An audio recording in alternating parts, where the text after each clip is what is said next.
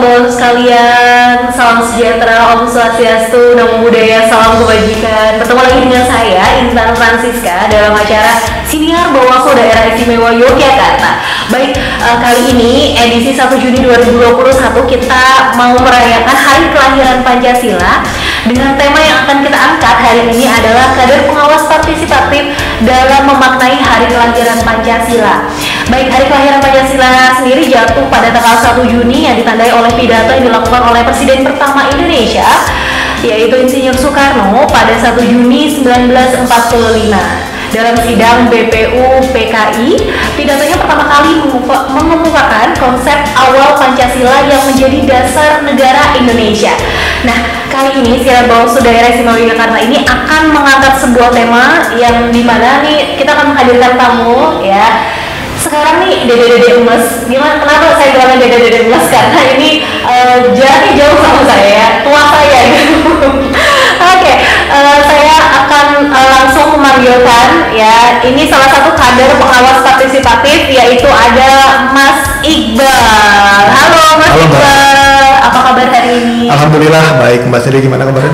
Alhamdulillah baik juga. Saya manggilnya Mas aja ya, nggak usah Dek ya. Anggap aja seumuran ya. Oke, anggap aja seumuran ya. Bukan kita kayak seumuran.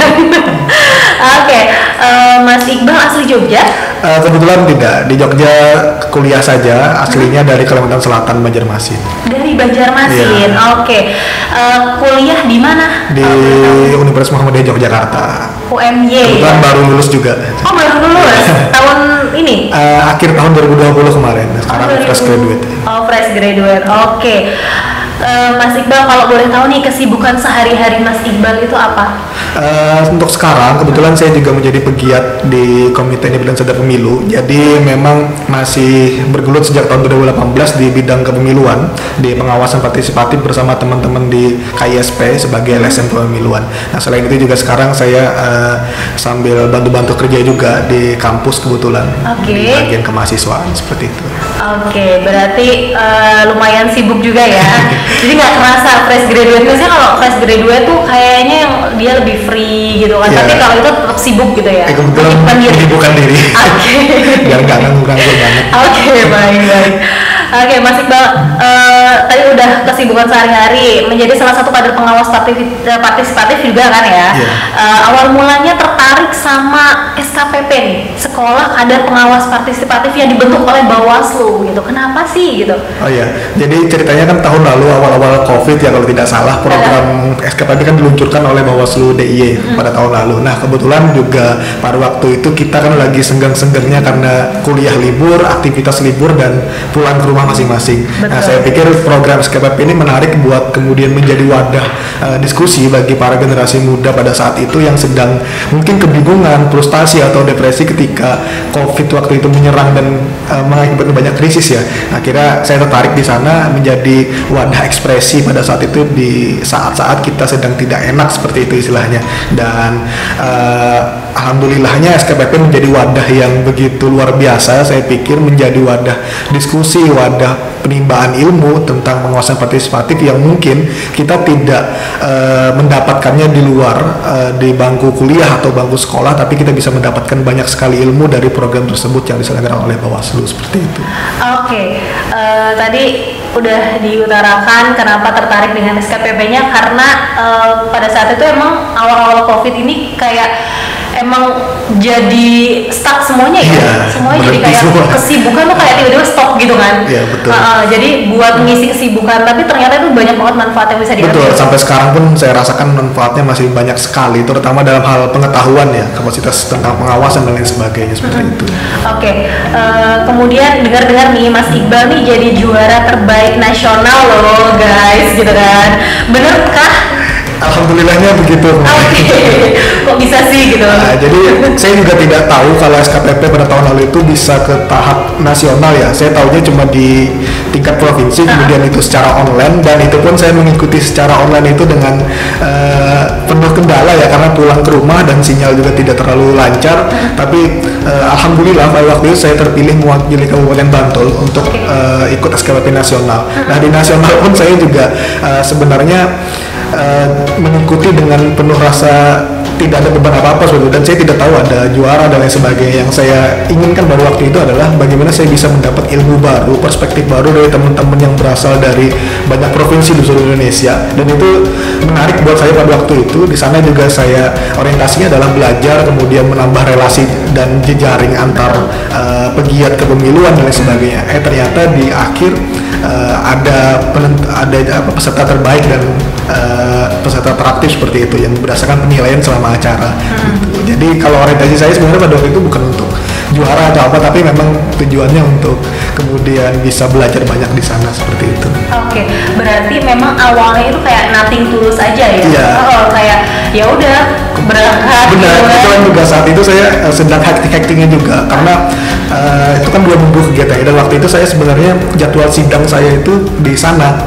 Pada saat penyelenggara SKP saya sudah izin di sana mau sidang pendadaran skripsi seperti itu. Alhamdulillahnya sidangnya diundur, dan pada waktu itu saya bahkan membawa semua skripsi saya, membawa baju seragam buat sidang. Ya penuh apa ya? Sidangnya daring ya? Daring dan oh ya sudah, harus saya bisa disambi ini, semoga aja bisa disambi lah dengan kegiatan itu. Dan memang waktu itu berat juga menjalannya di sana gitu karena menyambi banyak hal lagi juga. Kebetulan juga lurus event juga di kampus seperti itu. Oke, tapi alhamdulillah bisa keluar sebagai juara nasional. Ya, dan waktu itu motivasinya adalah ketika saya dipilih untuk mewakili Bantul, terutama dari seluruh Yogyakarta, maka yang ada di benak saya dan teman-teman pada waktu itu adalah bagaimana kita bisa menjadi yang berbeda istilahnya dari DIY. Nah, artinya DIY ini harus bisa menjadi parameter atau orang-orang yang memang menjadi parameter pengawas partisipatif di nasional. Nah, motivasi kita pada waktu itu karena ada 5 orang yang kemarin ya, kita sempat ngobrol dari DIY ya. Kita harus menjadi pembeda, menjadi bukan menonjol sih, tapi bisa memberikan yang terbaik lah buat DIY seperti itu pada waktu itu. Yang bikin dari tim DIY ini berbeda apa sih pada saat itu? Intinya apa yang kemudian diinstruksikan di sana kita coba menjalani secara maksimal, entah itu dari segi aturan dan dari materi juga kita coba maksimalkan di sesi diskusi, tanya jawab, dan penugasan juga ada penugasan tiap materi itu kita coba maksimalkan sampai pada di karya tulis juga kita maksimalkan dengan cara misalkan kita selalu kontakan dengan komisioner-komisioner di kabupaten masing-masing untuk meminta masukan dan lain sebagainya seperti itu. Jadi kita maksimalkan seluruh tahapannya pada waktu itu. Jadi kesana kita meskipun tempatnya mewah ya pada waktu itu ya, tapi kita coba. Gimana tuh kalau boleh tahu?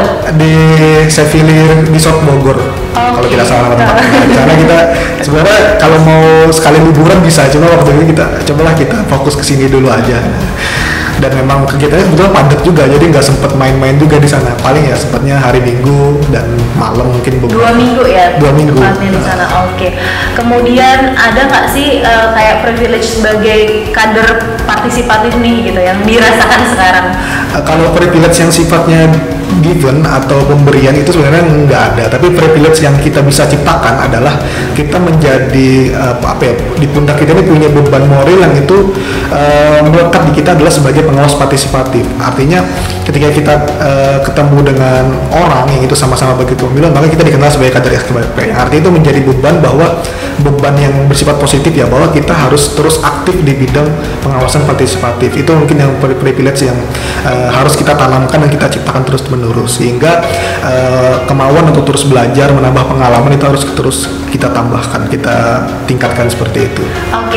Nah tadi kita udah ngobrol tentang pengawasan partisipatif sendiri, dan dari Mas Iqbal sendiri punya nggak sih cita-citanya jadi apa sih gitu kan? Apakah mau terjun di dunia pengawasan secara lebih mendalam gitu kan, bergabung mungkin menjadi anggota Bawaslu dan lain sebagainya, atau punya cita-cita yang lain kayak gitu? Kalau dari Mas Iqbal sendiri? Kalau untuk sementara saya mungkin lebih banyak fokus ke akademisi ya. Akademisi? Jadi sekarang juga kebetulan lagi ngejar studi lanjut dan S2?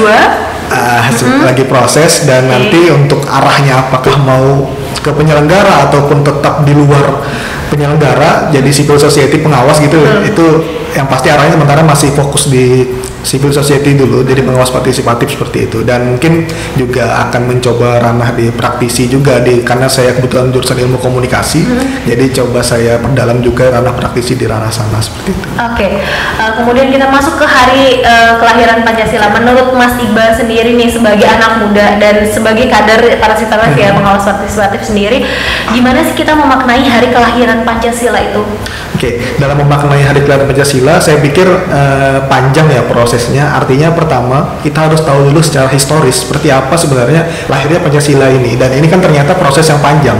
Diawali dengan pidato Soekarno pada waktu itu, pada 1 Juni tahun 45, di sidang BPUPKI, dia menyampaikan bahwa ada rumusan-rumusan yang pada waktu itu sebenarnya masih berbeda dengan Pancasila yang ada pada hari ini. Yang ada kebangsaan, internasionalisme, dan perikemanusiaan, sampai demokrasi, keadilan, dan ketuhanan yang Maha Esa ya. Dan itu sangat berbeda sekali dengan hari ini. Artinya ada proses panjang, diskursus panjang pada waktu itu, dan perdebatan yang panjang hingga lahirlah Pancasila pada hari ini. Nah, kita harus melek terhadap hal tersebut. Artinya Pancasila lahir bukan semerta-merta lahir ketika Presiden Soekarno bengong mungkin atau keluar ide, enggak. Tapi ada proses panjang di sana sampai disahkan pada tanggal 18 Agustus kalau tidak salah tahun 45, dan melalui sidang yang berkali-kali gitu, dan disahkan di sidang PPKI. Nah, dari segi historis kita harus belajar juga bahwa nilai-nilai Pancasila ini ada nilai-nilai yang sakral. Artinya lahirnya nilai Pancasila bukan sekedar nilai yang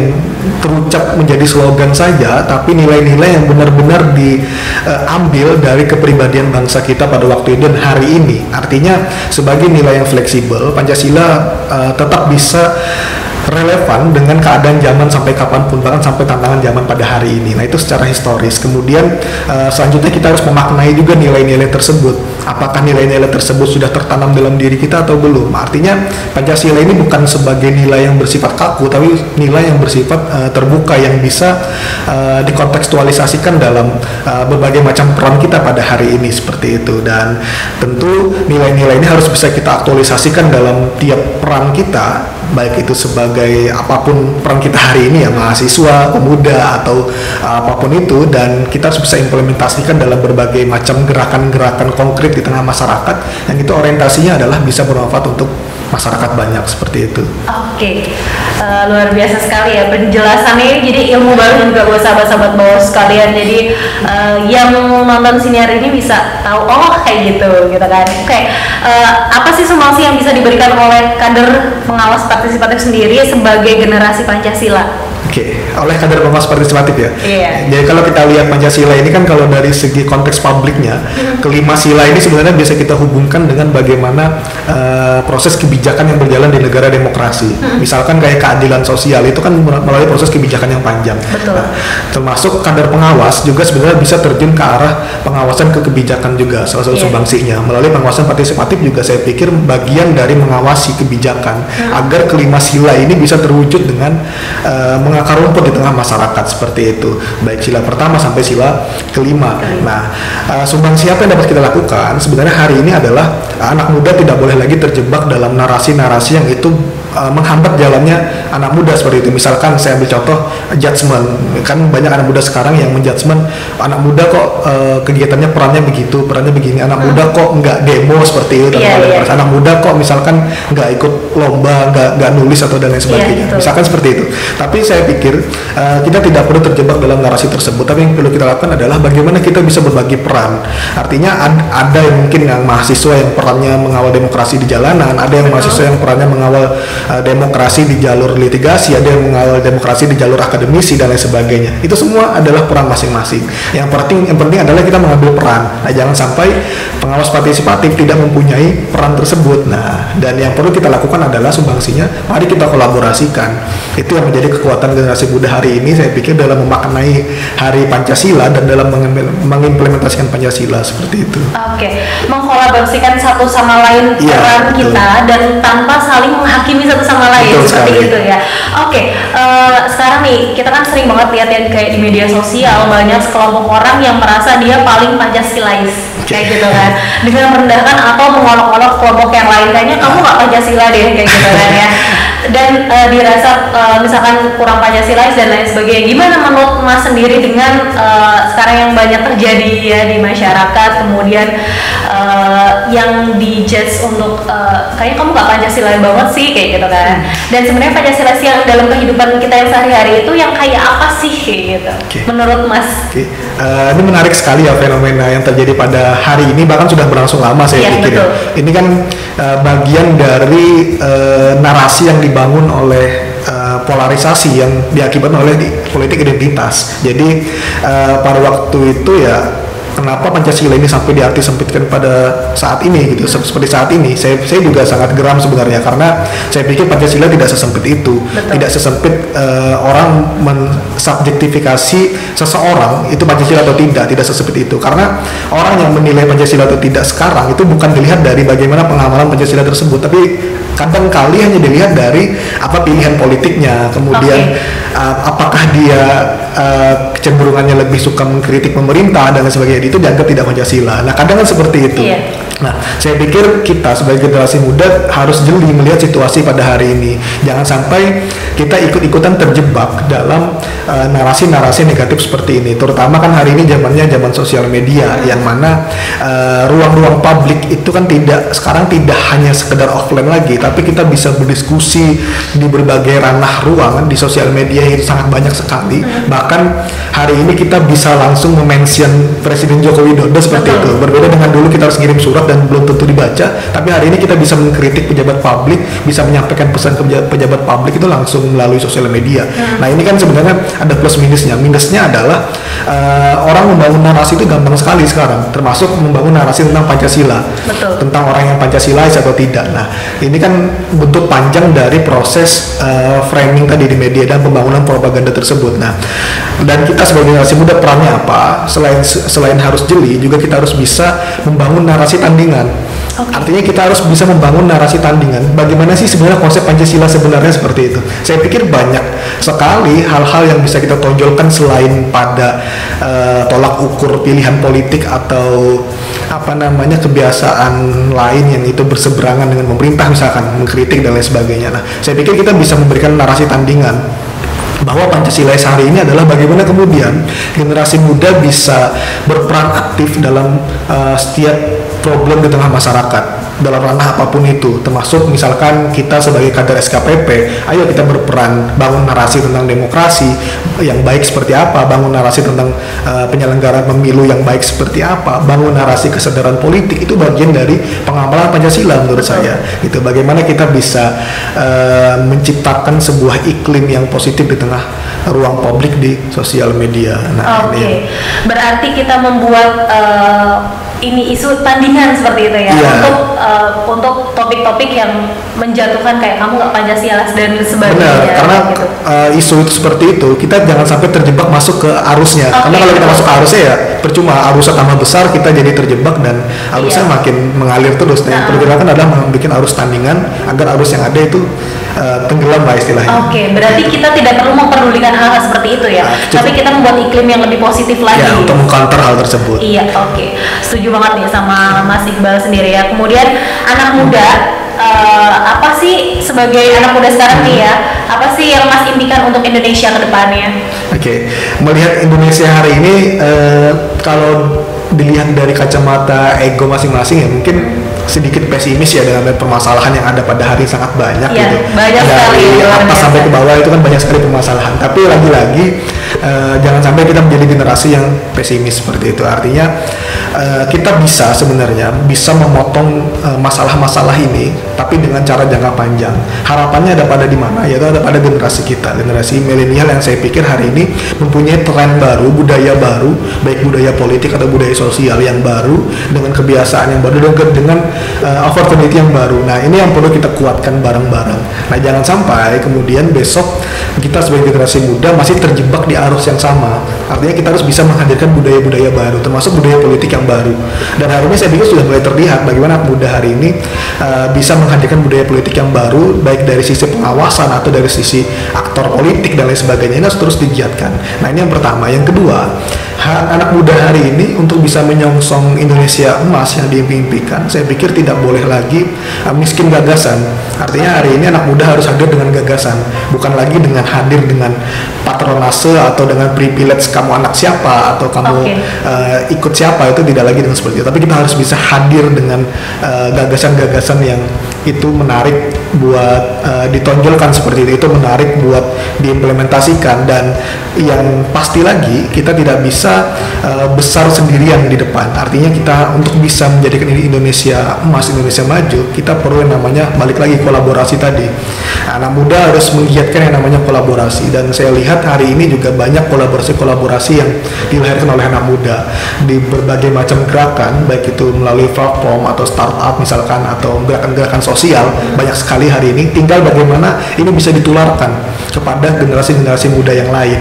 Nah, kalau generasi muda pada hari ini yang usianya mungkin masih 17-30 tahun itu mempunyai karakteristik demikian, saya pikir kita wajib optimis untuk bisa menyongsong ini Indonesia baru pada masa mendatang. Indonesia yang bisa mengentaskan permasalahan-permasalahan sosial, permasalahan-permasalahan apapun itu yang ada pada hari ini, seperti itu. Oke, kita berarti harus tetap optimis ya, meskipun yang kita lihat di depan mata kita seperti ini sekarang, seperti itu ya. Tapi masih harus ditumbuhkan rasa optimisme biar kita tetap maju ke depan, karena mau pesimis mau optimis kita tetap maju ke depan kan. Iya, jadi apa salahnya untuk berpikir optimis aja lah gitu kan. Oke, adakah yang ingin disampaikan Mas Iqbal untuk generasi milenial yang sedang menonton siniar ini dalam memaknai hari kelahiran Pancasila? Oke, satu hal yang ingin saya sampaikan adalah generasi muda hari ini cukuplah kita duduk di bangku cadangan ya. Saatnya kita sudah beranjak ke menjadi aktor utama dalam roda kemajuan sebuah bangsa. Artinya kita hari ini tidak hanya menunggu lagi. Kalau banyak anggapan kan anak muda itu bisa apa sih, kemudian anak muda hanya bisa menunggu generasi tua selesai seperti itu kan. Tidak, hari ini tidak seperti itu. Hari ini kita dituntut untuk bisa berjalan bareng-bareng, artinya tidak lagi menunggu pergantian pemain dengan generasi tua, tapi kita hari ini bisa berjalan berbarengan dalam membangun roda kemajuan bangsa seperti itu. Ambillah peran apapun itu yang teman-teman sukai, yang teman-teman rasa itu dapat bermanfaat untuk orang lain. Nah, jadi orientasi anak muda hari ini bukan lagi sekedar tentang bagaimana membesarkan diri sendiri, tapi bagaimana kita bisa membesarkan bareng-bareng, bagaimana kita bisa berkontribusi bareng-bareng di tengah masyarakat, dan bagaimana kita bisa berinvestasi jangka panjang dalam hal apa? Dalam hal gagasan. Artinya apa yang kita ciptakan hari ini, yakinlah suatu saat nanti akan tambah besar dan bermanfaat untuk banyak orang. Nah, ini yang perlu kita tanamkan. Artinya anak muda hari ini tidak boleh miskin karya. Ciptakanlah karya apapun itu yang teman-teman sukai, karya gerakan atau karya tulisan mungkin, atau karya apapun itu yang itu bisa menjadi investasi dan warisan mendatang. Itulah yang harus kita giatkan agar generasi setelah kita juga punya warisan yang bisa diteruskan. Nah, jangan sampai generasi kita miskin gagasan, miskin karya, akhirnya generasi selanjutnya juga tidak ada tolak ukur atau role model yang bisa mereka jadikan patokan, seperti itu. Oke, betul sekali ya. Kemudian for the last but not least, apa target terdekat Mas Iqbal sendiri setelah menjadi kader SKPP terbaik nasional? Apa yang mau di-achieve? Oke, yang pasti saya terus berkeinginan untuk terus aktif di dunia pengawasan partisipatif dengan membangun kolaborasi juga. Saya harapannya dengan penyelenggara pemilu, baik dengan pihak-pihak lain juga. Nah, ini harus terus saya coba bergerak seperti itu. Nah, untuk target terdekat sih itu untuk secara umumnya ya. Tapi untuk diri saya pribadi tentu saya terus mencoba belajar lagi, menempa diri lagi, karena gelar peserta terbaik juga saya pikir itu terbaik dari yang banyak sekali terbaik pada waktu itu gitu. Jadi gelar ini saya coba menjadi pantikan semangat juga bahwa hari ini saya tidak boleh malas-malesan gitu. Saya tidak boleh terjebak dalam zona nyaman. Saya harus terus bergerak membuktikan bahwa memang harus banyak lahir lagi kader-kader SKPP lain, harus banyak lahir lagi kader-kader pengawas lain, terutama di daerah istimewa Yogyakarta. Dan saya mau berperan di sana. Saya juga masih mau berperan di tengah-tengah masyarakat untuk membangun kesadaran di tengah masyarakat tentang penyakit-penyakit demokrasi, tentang kesadaran demokrasi dan kesadaran politik, seperti itu. Oke, terima kasih banyak ilmunya Mas Iqbal yang Siap, luar biasa sama-sama. diskusinya pada pagi hari ini ya. Terima kasih. Kemudian tadi sedikit yang saya ambil dari Mas Iqbal, enggak sebenarnya banyak, cuman yang mau saya sampaikan ke sahabat-sahabat Bawaslu sekalian, anak muda nih bisa loh jadi orang besar yang punya manfaat besar, dan kita semua bisa gitu kan. Kita semua bisa mengambil peran kita masing-masing tanpa menjatuhkan satu sama lain, karena kita punya peran masing-masing, kita punya manfaat masing-masing di sekitar kita. Oke, terima kasih banyak Mas Iqbal untuk Sama-sama. kesempatannya di pagi hari ini. Kemudian sahabat-sahabat Bawaslu jangan lupa untuk like, subscribe channel YouTube kita dan share ke semua sosial media yang sahabat-sahabat punya. Oke, terima kasih atas atensinya. Wassalamualaikum warahmatullahi wabarakatuh. Bye bye. Terima kasih, Mbak. Terima kasih Mas Iqbal.